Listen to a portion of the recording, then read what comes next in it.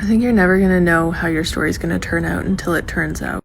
When my ex and I first had the conversation about separating, it was amicable, and we were both like, we don't want the kids to suffer, and we want this to be amicable. And we used the example of Demi Moore and Bruce Willis and how they were still having dinners together and all that kind of stuff and doing holidays together jointly.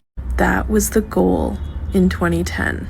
When you're dealing with a high conflict personality, they don't typically stick to their agreements. Now, I'm part of that conflict. I realize that. I also changed my mind when I saw certain things happening on the other side, abuses on my children, inappropriate things being said to them. I changed my mind. I realized this wasn't going to be amicable, no matter how nice I was, no matter how many hoops I tried to jump through. We were not going to be having those family dinners or those vacations together. That's not what was best for my children. That was the dream, but it wasn't the reality. So sometimes you have to go to war for your peace. You have to go to war to secure safety for your children. But you first have to figure out, like, is peace possible some other way before I start running into court and starting a whole war? You have to turn over every stone to try and avoid that.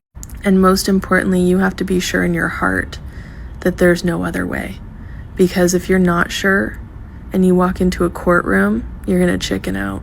You show up to negotiations differently. You show up to court appearances differently when you know you have tried everything to avoid this.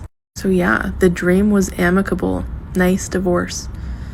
The reality was a 10-year high conflict custody battle where my children were protected in year 8 and I was litigating all the way to the Supreme Court for a total of almost 11 years.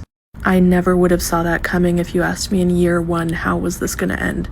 So take it day by day. It's a growth opportunity for you to get stronger each day and figure out what you want your life to look like.